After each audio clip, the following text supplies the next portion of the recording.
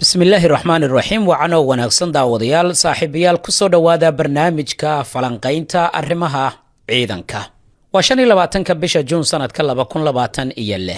maalin khamiisa qodobada qaybtan aan kugu wadaagi doono waxa kamid ah Masar ma waxay doonaysaa inay ka mid noqoto dawladaha ugu awoodda badan bariga dhexe diyaaradaha drone mustaqbalka heshiisyada ay la gashay dawladda Sacuudiga sida ay dawlado badan ay u falanqaynayaan iyo sida Israa'iil ay kaga walaacsan tahay Putin maxaa ku qasbay inuu soo dhaqaajiyo nidaam difaaciyeedkiisii yaale qaar ka mid ah gobolada dalkaasi Ruushka lana geeyo magaalada Moscow oo caasimadda dalka Ruushka ah Trump oo u ogolaaday madaxweyne Erdogan in laga iibiyo motorka diyaaradda kan ay ku shaqayn doonto oo diyaaradda jiilka shanaad ee Turkiga motoradaasi lacagta Turkiga kaga baxaysa miyay isfahmi doonaan Turkiga iyo sidoo kale dawladda Mareykanka mar haddii Trump uu xilka hayo Trumpna wuxuu imaan doonaa magaalada Ankara arrimahaas oo idil ayaan qaybtan kugula wadaagaya iyo qodobo kale haddii aan waqti u helno insha Allah soo dhawaada saaxiibayaal meel kasta oo joogtaan ku soo dhawaada mar kale iyo maracada show barnaamijka falanqaynta caalamka ma doonaysaa sidan oo kale in waalidka looga cumreeyo halkan waxa uu cumreynayaa Abu Abdi Nur Ismaan oo isoo wakiilatay gabadhiisa shirkad la hubo oo aan damiin ka nahay almahdiyiin la xiriir telefoonka shaashada kaaga muuqdo waxaan ku hormarayaa macluumaadka ku saabsan dawladda Masar ayaa weli ku jirta marxaladda cusub ee ay doonayso inay ku xoojiso awoodda military ee dalkaasi waxa diiradda la saarayaa in hub casri ah la soo saaro laguna farsameeyo gudaha dalka Masar sidoo kalena ay si buuxda ay dibadda kaga soo iibsadaan noocyada kala duwan ee hubka isbeddelkan waxay dawladda Masar ay sii dardargelisay wixii ka dambeeyay bandhigii Edekis 2025 halkaas oo lagu soo bandhigay qaar ka mid ah diyaaradaha ismiidaaminta iyo kuwa kale oo dawladda Masar ay soo saarto si gaar ahna diyaaradda la yiraahdo Jabbar 150 taas oo noqotay astaanta ugu weyn ee qorshaha cusub ee warshadaha difaaca ee dawladda Masar maadaama ay dawladaha gobolka ay bilaabeen inay hubkooda iyaga ay soo saartaan masaaridu waxaad muddaa inay iyagana ishubaynayaan taas waxay walaacay ku abuuraysaa Israa'iil iyo dawladaha qaliijka ama dawladaha carabtaba waxa ugu muhiimsan ee mashruucan laga fahmi karayo waa in diyaaradda Jabbar 150 la yiraahdo aysan ahayn hal diyaarad oo kaliya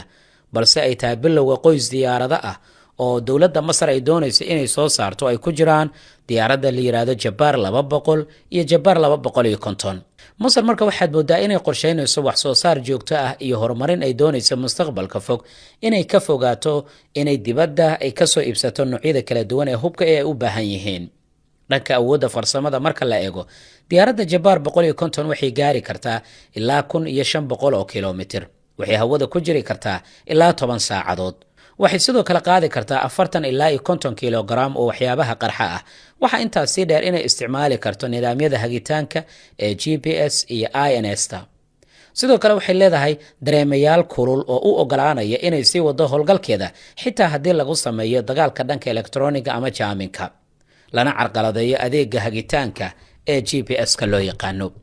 awooddaasi waxay ka dhigaysaa marka hubka ku habboon weerarada fogfog iyo bartilmaameedyada muhiimka ah waxay sidoo kale dawladda Masar ay rumaysan tahay inuu jiro iskaashi farsamo oo Turkiga kala dhaxeeya gaar ahaan qayb ka mid ah horumarinta mashruucan inkastoo labada dawladood si rasmi aysan u shaacin faahfaahinta wada shaqaynta haddana warbixinta lagu daabacay wargeyska Defense Arabic ayaa daaha ka qaadaya macluumaadkan markii diyaaradda Jabbar 150 la soo bandhigay waxa ay warbaahinta dawladda Iiraan ay si weyn u falanqeeyeen diyaaraddaasi inay aad ugu egtahay lagana koobiyay diyaaradaha Iiraan ay soo saaraan ee nooca Shaahid 136 loo yaqaano hase yeeshee dawladda Masar wax jawaaba kama aysan bixin arrintaasi sidoo kalena warbaahinta Israa'iil ayaa si weyn u falanqeysay mashruuca balse waxa ay diiradda ay saareen khatarta istiraatiijiyadeed ee ka dhalan karta haddii dawladda Masar ay si ballaaran u soo saarto una soo dhoofiso diyaaradahan iyo kuwa kale oo ay doonayaan inay gudaha dalkooda ay ku farsameeyaan Iiraan diyaaradaheeda waxay noqdeen kuwa cashir badan laga bartay sidoo kalena ay dawlado badan ay koobiyeen ama kuwa u eg ay soo saareen oo Mareykanka ayaa ugu dambeeyay Masar kuma koobna kaliya Jabbar 150 intii lagu guda jiray bandhigii sanadkii ina dhaafay waxa la soo bandhigay diyaaradda la yiraahdo Hamza 1 oo ah diyaarad si toos ah u kacda una dagi karaysa taas oo lagu talagalay ilaalinta xuduudaha sahanka hagida madaafiicda samata bixinta iyo la dagaalanka tahriibka iyo waxay ugu yeeraan argagixisada waxay sidoo kale diyaaradan ay bedeli karaysaa diyaaradaha hubaysan iyo kuwa ismiidaaminta iyadoo oo ay ku xiran tahay nooca howlgalka marka la eego dhinaca istaraatiijiyadda waxaa muuqata dowladda masar keliya inaysan casriyeynaynin ciidamadeeda balse ay dhisayso warshado difaaco ay doonayso inay kaga madax bannaanaato hubka dibadda ay kasoo iibsanayaan daboolana baahida dhanka gudaha ah. haddii qorshahani dowladda masar ay ku guulaysato waxay si tartiib tartiib ay kaga bixi kartaa sida la sheegay kaalinteeda ahayd inay noqoto iibsadaha hubka ugu weyn wadamada carabta. arrintaas sidoo kale waxay si weyn usoo jiidanaysaa dareenka gobolka iyo isku soo dhowaanshaha dowladaha masar iyo turkiga. tan iyo sanadkii 2022 xiriirka labada dal wuxuu isu bedelay iskaashi siyaasadeed, mid difaac iyo mid dhaqaale. booqashadii Erdogan uu ku tagay magaalada Qaahira sanadkii 2024 waxay furtay waddo cusub oo ku saabsan iskaashiga warshadaha difaaca, tamarta iyo amniga gobolka. isbedeladana waxay walaaci ku abuureen Israa'iil. warbaahinta iyo khubarada dalkaasina waxay bilaabeen dib u eegis in lagu sameeyo qorshaha difaaca, iyaga oo tilmaamay in korarka awoodda dowladda Masar ee dhanka militariga, gaar ahaan haddii uu la socdo iskaashi dhow oo ay la yeelato dowladda Turkiga, inuu bedeli karayo dheelitirka awoodda bariga Mediterranean-ka, badda cas iyo waqooyiga Afrika. aragtidaada nala wadaag, laagsar muuqaalka la wadaag saaxiibadaada, waad mahadsan tahay. dagaalka u dhexeeya dowladaha Ukraine iyo sidoo kale Ruushka wuxuu soconayaa in ka badan 4 sano. dagaalkaasi maalmihii ugu dambeeyay waxaad moodaa diyaaradaha droniska inay noqdeen kuwa dhinaca kale wax walba u rogay. taas waxay keentay Ruushka inuu soo dhaqaajiyo qaar ka mid ah nidaam difaaciyeedyadiisa yaalay gobolada kala duwan ee dalkaasi Ruushka. hadda Ruushka waxa isi soo taraya qorshaha uu doonayo inuu ku ururiyo nidaamyada difaac lana geeyo agagaarka magaalada Moscow oo caasimada dalka Ruushka ah. gobolka Valdai iyo bundada isku xigta Ruushka iyo gacanka Crimea waxaa lagu waramayaa in halkaas laga soo tallaabinayo nidaam difaaciyeedyadii ugu badnaa. madaxweyne Putin ayaana la sheegay inuu amray in nidaam difaaciyeedyada S-400, S-500, nidaamka Pantsir iyo nidaamyada kale ee casriga ah la geeyo laguna ururiyo hareeraha magaalada Moscow oo caasimada dalka Ruushka ah. inkastoo warbixintan ay soo baxday, haddana madaxweyne Zelensky ayaa sii xoojinaya qorshaha Ruushka uu doonayo inuu diyaaradaha droniska ee dowladda Ukraine uu kaga hortago si aanay u carqaladaynin amniga guud ahaan ee magaalada Moscow oo caasimada dalka Ruushka ah. sidoo kale in ka badan 90 nidaam difaaceed ayaa Ruushka lagu waramayaa inuu ka soo dhaqaajiyay qaar ka mid ah gobolada Valdai iyo gobollo kale oo Qrim ay ka mid tahay si loo dhiso mid ka mid ah difaacyada dhanka cirka ee ugu adag ee magaalada Moscow oo caasimada dalka Ruushka ah, si looga hortago in diyaaradaha droniska lagu beegsado xarumaha shidaalka iyo kuwa muhiimka ah ee ku yaala magaalada Moscow. warbixinadu waxay intaasi ku darayaan in inta badan magaalooyinka dalka Ruushka ay hadda ay haystaan tiro aad u yar oo nidaamyada difaaca dhanka cirka ah marka la eego kuwa ugu badan oo la isugu geeyo magaalada Moscow iyo goobaha xasaasiga, taas oo loo fasirin karayo inay ka tarjumayso Ruushka walwalka uu ka qabo in weerarada lagu beegsado magaalada Moscow iyo xarumaha muhiimka ee ciidanka. inta badanna gobolada ay ku yaalaan warshadaha shidaalka ayaa sidaani oo kale lagu waramayaa Ruushka inuu geeyo nidaam difaaciyeedyadiisa ugu badan iyo kuwa casriga ah.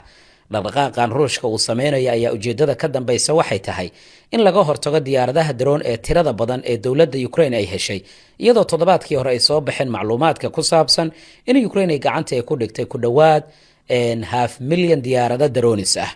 dhinaca kalena madaxweynaha dowladda Ukraine Volodymyr Zelensky ayaa sheegay in ka badan 60 gobol oo dalka Ruushka ka tirsan inay la kulmeen shidaalka inuu ku yaraado, isagoo xusay in qiimaha batroolka iyo naaftada si weyn u kordhay marka aad eegto meelaha shidaalyarida ee ka jirto ee gudaha dalka Ruushka. tanina waa dagaalka dhanka warbaahinta. inkastoo Ukraine ay weerar ay ka fulisay dalka Ruushka, haddana waxaa aad u xoogan khasaaraha reer Ukraine gaaray marka aad eegto duqeymihii ugu dambeeyay iyo Ruushka gantaalada u adeegsaday.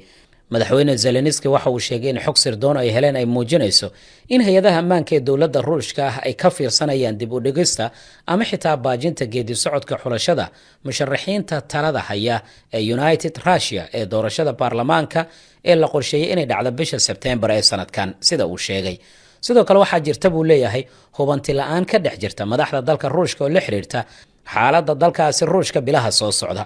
waxa uu ka hadlayaa xaaladda siyaasadeed iyo tan amni iyo tan dhaqaale ee dalkaasi Ruushka, iyada oo Ukraine ay wajahayso noocyada kala duwan ee weerarka. haddaba nidaamyada difaaca ee dowladda Ruushka ee S-400, S-500, Pantsir 1 iyo Pantsir SM iyo kuwa kale waxay lafdhabar ay u yihiin shabakadaha difaaca cirka ee dowladdaasi Ruushka. S-500 oo kale waa nidaamka ugu casrisan ee difaaca dhanka cirka iyo difaaca gantaalada ee Ruushka, waxaana loogu talagalay inuu soo rido bartilmaameedyada xawaaraha sare ku socda sida gantaalada balaastiga ee masaafada dhexdhexaadka iyo xitaa qaar ka mid ah walxaha ku jira hawada sare ee wareegga hoose, waxaana lagu qiyaasaa inuu la dagaalami karayo bartilmaameedyada hawada haddii ay gaari karayaan ilaa 600 oo kilomitir, halka raadaarkiisa uu wax ka ogaan karo dabagalna uu ku samayn karayo bartilmaameed ka fog ilaa 800 oo kilomitir, islamarkaana uu wax ka qaban karayo joog dhan ilaa 200 oo kilomitir. nidaamka Pantsir S1 iyo SM-ba waxa dhankooda ay bixiyaan difaacyada dhow oo lagu ilaaliyo xarumaha muhiimka, xitaa baytariyada ah ee nidaamyada difaaca S400 iyo S500, waxaana ay inta badan ay isku daraan gantaalada iyo qoryaha culus, kuwaas oo ka hortegi karaya gantaal kasta oo ka yimaada dhanka iyo dowladda Ukraine. wax walba oo ka soo kordha waan kula wadaagi doonaa insha Allah. markaan aan eegno maamulka madaxweyne Donald Trump ayaa lagu waramayaa inuu ansixiyay heshiis ka badan 700 oo milyan oo dollarka Mareykanka oo Turkiga lagu siinayo matoorada dagaal ee General Electric F110, kuwaas oo lagu talagalay diyaaradda dagaal ee jiilka shanaad ee Turkiga uu soo saaray ee kan lagu magacaabo. haddii heshiiskan si rasmi ah loo dhaqangeliyo, waxaa loo arkaa inuu noqon doono mid ka mid ah isbedelada ugu muhiimsan ee iskaashi difaac ee u dhexeeya Mareykanka iyo Turkiga sanadkan 2026, isla markaana dib u qaabeyn doona awoodda cirka ee dalalka gaashaanbuurta NATO, maadaama Turkiga NATO uu ka mid yahay. go'aankan waxaa la filayaa in uu soo baxo maalmo ka hor shir madaxeedka wadamada gaashaanbuurta NATO oo bisha Juulaay 7 iyo 8 lagu qaban doono magaalada Ankara ee caasimadda dalka Turkiga. waxaana loo arkaa calaamad muujinaysa in Washington ay dib u tijaabinayso xiriirka ay la leedahay Ankara, kaas oo xumaaday wixii ka dambeeyay 2020 markii Turkiga nidaam difaaceedka S400 uu ka soo iibsaday dalka Ruushka. waxaana xilligaasi gabi ahaan arrintu ay keentay in cunaqabatayn Turkiga la saaro iyadoo nidaamka Katsa la adeegsanayo, sidoo kalena waxa laga hakiyay barnaamijka diyaaradaha F-35. xirmadani cusub waxay ka koobnaan doontaa 10 matoor oo diyaaradaha dagaalka ah, si gaar ahaaneed kuwa ay isticmaali doonto diyaaradda kan loo yaqaano, waxaana soo saarta diyaaradda TAI ee dalka Turkiga. matooradan waxay taageeri doonaan soo saaridda taxanaha ugu horeeya ee diyaaradaha dagaal ee dalka Turkiga, ballaarinta tijaabada duulimaadka iyo sidoo kale diyaarinta diyaaradaha loogu talagalay inay galaan adeega ciidanka cirka inta u dhaxaysa 2028 ilaa 2030. go'aankan wuxuu muujinayaa in aqalka cad uu hadda Turkiga u arko xulafo istiraatiiji oo muhiim ah, sababtuna waxay tahay madaxweyne Trump ayaa xilka haya. Erdogan iyo Trumpna way isku wanaagsan yihiin. sidoo kalena Washington waxay u muuqataa inay ka walaacsan tahay in haddii xanibaadda dhinaca difaaca la sii adkeeyo, Turkiga inuu sii ballaarin karayo iskaashiga militari uu la leeyahay dalalka Mareykanka cadow uu u arko sida Shiinaha iyo Ruushka, taas oo dhaawici karta saameynta warshadaha difaaca dowladda Mareykanka iyo xulafadiisaba. diyaaradda kan hadda loo bixiyay markii hore TFX ayaa loo yaqaanay, ama waxa loo yaqaanay Milli Muharib Ujak